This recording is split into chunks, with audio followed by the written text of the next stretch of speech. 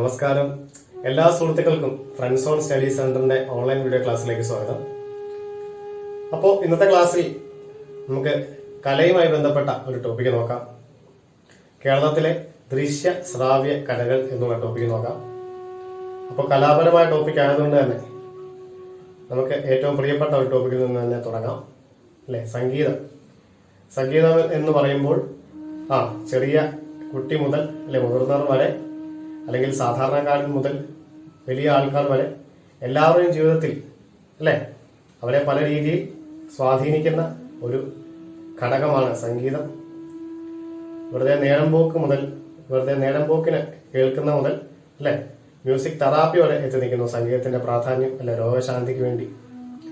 അപ്പോ നമുക്ക് ഇന്ന് സംഗീതം എന്ന ടോപ്പിക്ക് കൂടുതൽ വ്യക്തമായിട്ട് പറഞ്ഞാൽ, ശാസ്ത്രീയപരമായിട്ട് പറഞ്ഞാൽ കർണാടക സംഗീതം എന്നുള്ള ടോപ്പിക്ക് സ്റ്റാർട്ട് ചെയ്യാം. അപ്പോ ഒട്ടും സമയം കളയാതെ തന്നെ നമുക്ക് ഇന്നത്തെ ക്ലാസ്സിലേക്ക് കടക്കാം. റെഡിയല്ലേ? ഓക്കെ. ശാസ്ത്രീയ സംഗീതത്തിന്റെ ഉറവിടം സാമഗാനമായിരുന്നുവെന്ന് സംഗീത ചരിത്രകാരന്മാർ അഭിപ്രായപ്പെടുന്നുണ്ട്. സംഗീത ചരിത്രകാരന്മാർ എന്താണ് അഭിപ്രായപ്പെടുന്നത്? ശാസ്ത്രീയ സംഗീതത്തിന്റെ ഉറവിടം സാമഗാനമാണെന്ന് കേട്ടോ, സാമഗാനം. അതുപോലെ സംഗീതത്തെ ഗാന്ധർവ വേദം എന്ന് പറയാറുണ്ട്, അല്ലെ? ഗാന്ധർവ വേദം എന്ന് പറയാറുണ്ട് സംഗീതത്തെ. സംഗീതം വികാരത്തിന്റെ ഭാഷയാണ്. സംഗീതം ഒരു വികാരത്തിന്റെ ഭാഷയാണ്. പക്ഷി മൃഗാദികളും പണ്ഡിത പാമരന്മാരും ഒരുപോലെ രസിക്കുന്ന ഒരു കലയാണ് സംഗീതം, അല്ലെ? പക്ഷി മൃഗാദികൾ മുതൽ പണ്ഡിത പാമരന്മാർ വരെ അല്ലെങ്കിൽ ഒരുപോലെ രസിക്കുന്ന ഒരു കലയാണ് സംഗീതം. സംഗീതത്തിൽ ശ്രുതി മാതാവും അല്ലെ ലയം അല്ലെങ്കിൽ താളം പിതാവുമാണ് എന്ന് സങ്കല്പിക്കപ്പെട്ടിരിക്കുന്നു. സംഗീതത്തിലെ ശ്രുതി മാതാവും ലയം പിതാവുമാണെന്ന് സങ്കല്പിക്കപ്പെട്ടിരിക്കുന്നു. അതുപോലെ ഗീതം, വാദ്യം അല്ലെ, വാദ്യോപകരണം നമുക്കറിയാം, വാദ്യം, നൃത്യം അല്ലെ, നൃത്യങ്ങൾ എന്നീ മൂന്ന് കലകളുടെയും അടിസ്ഥാന ഘടകമാണ് താളം, അല്ലെ? താളമില്ലാതെ നിങ്ങൾ സങ്കല്പിച്ചു നോക്കി ഒരു ഗീതത്തെയും ഒരു വാദ്യത്തെയും നൃത്യത്തെയൊക്കെ നമുക്ക് താളം ഇല്ലാതെ സങ്കല്പിക്കാൻ പറ്റില്ല. അപ്പം ഈ മൂന്ന് കലകളുടെയും അടിസ്ഥാന ഘടകമാണ് താളം എന്ന് പറയുന്നത്. ഇനി സ്വയം രഞ്ജതി ഇതി സ്വരം. സ്വയം രഞ്ജതി ഇതി സ്വരം എന്ന് പറഞ്ഞാൽ എന്താണ്? സ്വരം എന്നത് മനസ്സിനെ രഞ്ജിപ്പിക്കുന്നതാണ്. സ്വയം രഞ്ജതി ഇതി സ്വരം. ഓക്കെ. ഇനി സ്വരവർണ്ണങ്ങളാൽ അലങ്കൃതമായ മനുഷ്യഹൃദയത്തെ സന്തോഷിപ്പിക്കുവാൻ പര്യാപ്തമായ ധ്വനി വിശേഷങ്ങളുടെ സമ്മേളനമാണ് രാഗം. അപ്പൊ എന്താണ് രാഗം? സ്വരവർണ്ണങ്ങളാൽ അലങ്കൃതമായ മനുഷ്യഹൃദയത്തെ സന്തോഷിപ്പിക്കുവാൻ പര്യാപ്തമായ ധ്വനി വിശേഷങ്ങളുടെ സമ്മേളനമാണ് രാഗം. അപ്പോൾ രാഗം എന്ന് പറയുമ്പോൾ നമുക്ക് അല്ലെ അറിയാവുന്നതാണ്. നമ്മൾ പല കച്ചേരികളൊക്കെ കേൾക്കാറുണ്ട്, അല്ലെ? പല കച്ചേരികളുടെ മുമ്പിൽ, കീർത്തനത്തിന് മുമ്പിൽ ഒരു രാഗവിസ്താരം എന്ന് നമ്മൾ കണ്ടിട്ടുണ്ട്, അല്ലെ? ആ ഒരു രാഗ ആലാപം നമ്മൾ കേട്ടിട്ടുണ്ട് പലയിടത്തും. അപ്പോൾ അതിനാണ് ആ രാഗവിസ്താരം എന്ന് പറയും, അല്ലെ? ഓരോന്നിൻ്റെയും ആ ഒരു രീതി അനുസരിച്ച്, ഓരോ കീർത്തനത്തിൻ്റെയും ഓരോ സ്വഭാവം അനുസരിച്ച് അതിൻ്റേതായിട്ടുള്ള രാഗം, ആ രാഗത്തിലാണ് ചിട്ടപ്പെടുത്തിയിരിക്കുന്നത്. അപ്പോൾ പര്യാപ്തമായ ധ്വനിവിശേഷങ്ങളുടെ സമ്മേളനമാണ് രാഗം എന്ന് പറയുന്നത്. ഇനി ന എന്ന അക്ഷരം, അല്ലെ? ന പ്രാണവായുവും ദം അഗ്നിയും ചേർന്നാണ് നാദം ഉണ്ടാകുന്നത്. അപ്പോൾ നാദം എന്ന് പറയുന്നത്, അല്ലെ, ഇതിൻ്റെ കൂടിച്ചേർച്ചയാണ്. എന്താണ്? പ്രാണവായുവിൻ്റെയും അഗ്നിയുടെയും ചേർച്ചയാണ് നാദം എന്നാണ് പറയപ്പെടുന്നത്. ന പ്രാണവായും ദം അഗ്നിയും. സംഗീതത്തിൽ നാദം ശ്രുതിയായും, ശ്രുതിയിൽ നിന്നും സ്വരങ്ങളും, സ്വരങ്ങൾ ചേർന്ന് രാഗങ്ങളും, അങ്ങനെയാണ് ഇത് ഉത്ഭവിക്കുന്നത്. എങ്ങനെയാണ് ഉത്ഭവിക്കുന്നത്? സംഗീതത്തിൽ നാദം ശ്രുതിയായും, ആ നാദം അല്ലെ, ആ ഒരു നാദം ശ്രുതിയായിട്ട് വരും. ആ ശ്രുതിയിൽ നിന്നും എന്ത് സംഭവിക്കുന്നു? സ്വരങ്ങൾ ഉണ്ടാകുന്നു. ആ സ്വരങ്ങളിൽ ചേർന്ന് രാഗങ്ങൾ ഉത്ഭവിക്കുന്നു. അങ്ങനെയാണ് ഒരു സംഗീതത്തിന്റെ പ്രോസസ്സ് എന്ന് പറയുന്നത്. ഇതാണ് സ്വരരാഗം എന്നുകൊണ്ട് അർത്ഥമാക്കുന്നത്. ഓക്കെ, ഇതാണ് സ്വരരാഗം എന്നുകൊണ്ട് അർത്ഥമാക്കുന്നത്. അപ്പോൾ നമ്മളിങ്ങനെ സംഗീതത്തെപ്പറ്റി പറഞ്ഞു പോയാൽ അല്ലെ ഒരുപാടുണ്ടാകും, നമ്മളിങ്ങനെ പറഞ്ഞു പോകും. അങ്ങനെ ഇതൊരു സംഗീത ക്ലാസ് ആയിട്ട് മാറാൻ ചാൻസ് ഉണ്ട്. അതുകൊണ്ട് നമുക്ക് തൽക്കാലം ഒരു ഇൻട്രൊഡക്ഷൻ ഇവിടെ സ്റ്റോപ്പ് ചെയ്യാം, അല്ലെ? ഏകദേശ കാര്യങ്ങൾ, ബേസിക് ആയിട്ടുള്ള കാര്യങ്ങളാണ് നമ്മൾ പറഞ്ഞത്. നമുക്കിനി എക്സാം പോയിന്റ് ഓഫ് വ്യൂവിൽ, അല്ലെ, എക്സാം പോയിന്റ് ഓഫ് വ്യൂവിൽ ചോദിക്കാൻ ചാൻസ് ഉള്ള ചോദ്യങ്ങളുടെ രീതിയിൽ, അല്ലെങ്കിൽ അതിനെ അടിസ്ഥാനപ്പെടുത്തി നമുക്ക് ഇനി കുറച്ച് കാര്യങ്ങൾ ചർച്ച ചെയ്യാം, അല്ലേ? സംഗീതത്തെ പറ്റി പറയാനാണെങ്കിൽ ഇഷ്ടംപോലെ കാര്യങ്ങളുണ്ട്. നമുക്കിനി എക്സാം പോയിന്റ് ഓഫ് വ്യൂവിൽ എന്തൊക്കെ ചോദിക്കാം, അല്ലെങ്കിൽ എന്തൊക്കെ കാര്യങ്ങളാണ് നമുക്ക് ഉള്ളത് എന്ന് ചർച്ച ചെയ്യാം. ഓക്കെ. കർണാടക സംഗീതം. കർണാടക സംഗീതത്തിന്റെ ആയതിനെ നമുക്ക് പിതാവാരാണ് നോക്കാം. ആരാണ് കർണാടക സംഗീതത്തിന്റെ പിതാവ്? പുരന്ദരദാസാണ്. കർണാടക സംഗീതത്തിന്റെ പിതാവ് എന്നറിയപ്പെടുന്നത് പുരന്ദരദാസാണ്. പുരന്ദരദാസിന്റെ യഥാർത്ഥ നാമം എന്താണ്? ശ്രീനിവാസ് നായിക് എന്നാണ് കേട്ടോ. ശ്രീനിവാസ് നായിക് എന്നാണ് പുരന്ദരദാസിന്റെ യഥാർത്ഥ നാമം. ഇനി ആധുനിക കർണാടക സംഗീതത്തിന്റെ പിതാമകൻ എന്ന് ചോദിച്ചാൽ എന്ത് പറയും? ആധുനിക കർണാടക സംഗീതത്തിന്റെ പിതാമകൻ എന്ന് ചോദിച്ചാൽ ഷെമ്മാങ്കുടിയാണ്. ഷെമ്മാങ്കുടി ശ്രീനിവാസ അയ്യരാണ് ആധുനിക കർണാടക സംഗീതത്തിന്റെ പിതാമകൻ. എന്നാൽ വളരെ ഇമ്പോർട്ടന്റ് ആയിട്ടുള്ളതാണ് ത്രിമൂർത്തികൾ അല്ലെ. കർണാടക സംഗീതത്തിലെ ത്രിമൂർത്തികൾ എന്നറിയപ്പെടുന്ന ആരൊക്കെയാണ്? മുത്തുസ്വാമി ദീക്ഷിതർ, ത്യാഗരാജ സ്വാമികൾ, ശ്യാമ ശാസ്ത്രികൾ. ഇവർ മൂന്നുമാണ് കർണാടക സംഗീതത്തിലെ ത്രിമൂർത്തികൾ എന്നറിയപ്പെടുന്നത്. കർണാടക സംഗീതത്തിലെ വനിതാ ത്രിമൂർത്തികൾ ആരൊക്കെയാണ്? DK Pattammal, ML Vasanthakumari, MS Subbulakshmi. അപ്പോൾ കർണാടക സംഗീതത്തിലെ ത്രിമൂർത്തികൾ എന്നറിയപ്പെടുന്നത് മുത്തുസ്വാമി ദീക്ഷിതരുണ്ട്, ത്യാഗരാജ സ്വാമികളുണ്ട്, ശ്യാമ ശാസ്ത്രികളുണ്ട്. എന്നാൽ കർണാടക സംഗീതത്തിലെ വനിതാ ത്രിമൂർത്തികൾ എന്നറിയപ്പെടുന്നത് DK പട്ടമ്മാളുണ്ട്, ML വസന്തകുമാരിയുണ്ട്, MS Subbulakshmi. Okay, അടുത്തത് സ്വരജതി എന്ന സംഗീതാംശം കർണാടക സംഗീതത്തിൽ അവതരിപ്പിച്ച സംഗീതജ്ഞനാണ് ശ്യാമശാസ്ത്രികൾ. അപ്പൊ ശ്യാമശാസ്ത്രികൾ നമ്മുടെ ത്രിമൂർത്തികളിൽ പെടുന്ന ശ്യാമശാസ്ത്രികളുടെ പ്രധാന പ്രത്യേകത എന്താണ്? സ്വരജതി എന്ന സംഗീതാംശം കർണാടക സംഗീതത്തിൽ അവതരിപ്പിച്ച സംഗീതജ്ഞനാണ് ശ്യാമശാസ്ത്രികൾ.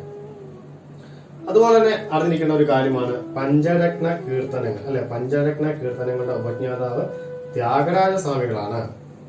നമ്മുടെ ത്രിമൂർത്തികളിൽ പെടുന്ന ത്യാഗരാജ സ്വാമികളാണ് പഞ്ചരത്ന കീർത്തനങ്ങളുടെ ഉപജ്ഞാതാവ് അല്ലെ.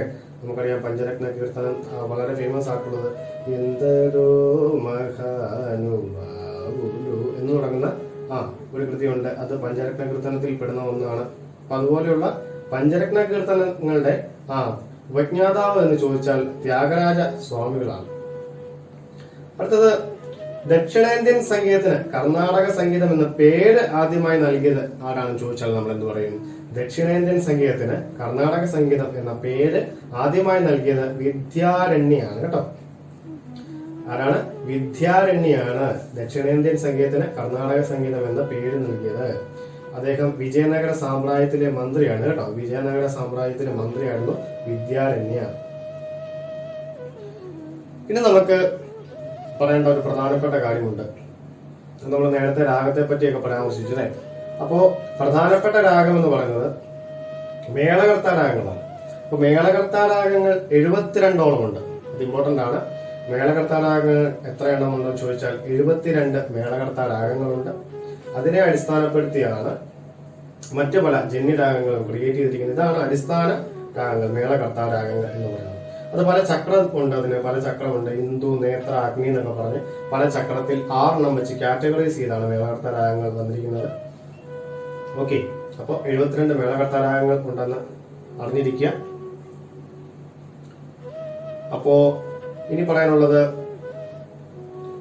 കർണാടക സംഗീതത്തിന്റെ അല്ലെ കർണാടക സംഗീതത്തിന്റെ അടിസ്ഥാന രാഗങ്ങൾ അറിയപ്പെടുന്നത് മേളകർത്ത രാഗങ്ങളാണ്. കർണാടക സംഗീതത്തിന്റെ അടിസ്ഥാന രാഗങ്ങൾ അറിയപ്പെടുന്നത് മേളകർത്ത രാഗങ്ങൾ എന്നാണ് അല്ലെ. അത് 72 ഉണ്ട് എന്ന് നമ്മൾ പറഞ്ഞു.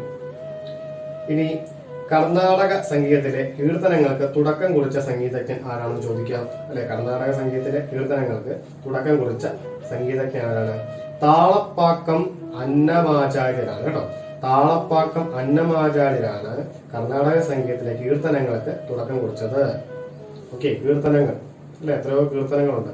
കീർത്തനങ്ങൾ എന്നുള്ള കൺസെപ്റ്റിന് തുടക്കം കുറിച്ച താളപ്പാക്കം അന്നമാചാര്യരാണ്. ഇനി നമുക്ക് ഇരയിമ്മൻ തമ്പിയെ പറ്റി ഒന്ന് പറഞ്ഞു പോകാം. കർണാടക സംഗീതത്തിലെ വർണ്ണം, പദം, കീർത്തനം എന്നിവ മൂന്നും രചിച്ച ഏക സംഗീതജ്ഞനാണ് ഇരയിമ്മൻ തമ്പി. കർണാടക സംഗീതത്തിലെ വർണ്ണം, പദം, കീർത്തനം എന്നിവ മൂന്നും രചിച്ച ഏക സംഗീതജ്ഞനാണ് ഇരയിമ്മൻ തമ്പി. ഇരയിമ്മൻ തമ്പി നമുക്ക് ഫേമസ് ആണ്, വളരെ ഫേമസ് ആണ് അല്ലെ. ഓക്കെ, ഇനി ത്യാഗരാജ സംഗീതോത്സവം നടക്കുന്ന സ്ഥലം എവിടെയാണ്? അത് ചോദിക്കാം.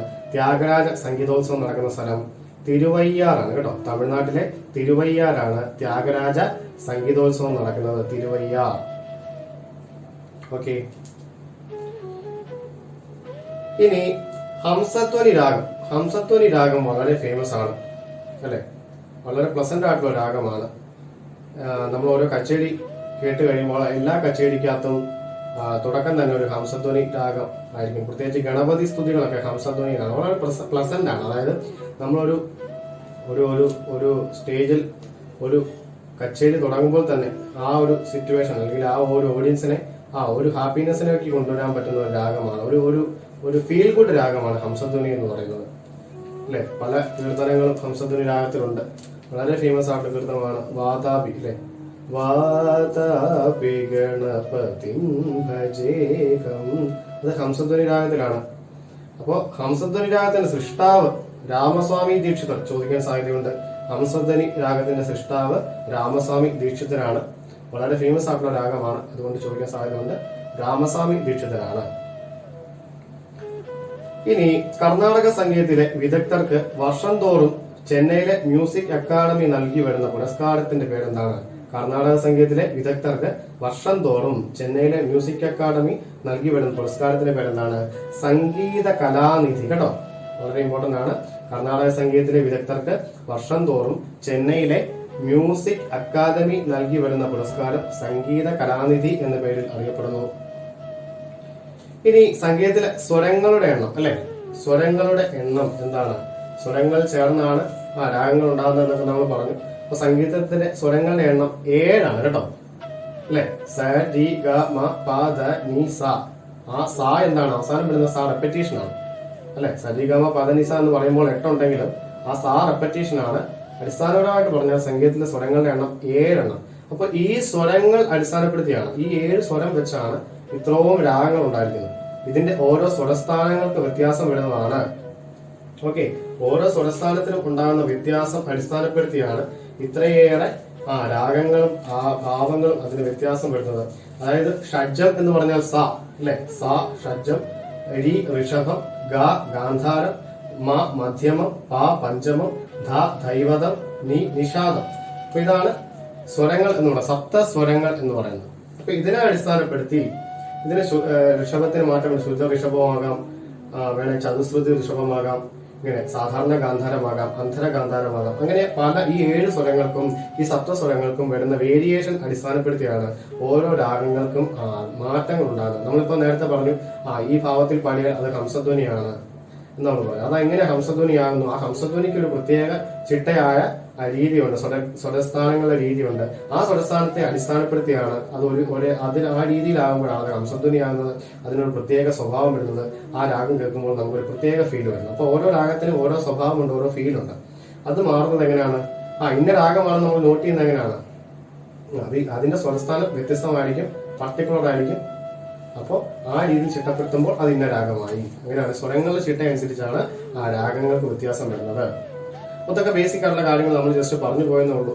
അപ്പൊ ഈ സരിഗമ പദനി സ അല്ലെങ്കിൽ സരിഗമ പദനി എന്ന് പറയുമ്പോൾ അതായത് ഒരു 15ാമത്തെ മേളകർത്താരാഗം നമ്മൾ പറഞ്ഞു. 72 മേളകർത്താരാഗങ്ങൾ ഉണ്ടെന്ന് പറഞ്ഞു. ഈ മേളകർത്താരാഗങ്ങൾ ആണ് ബേസ്.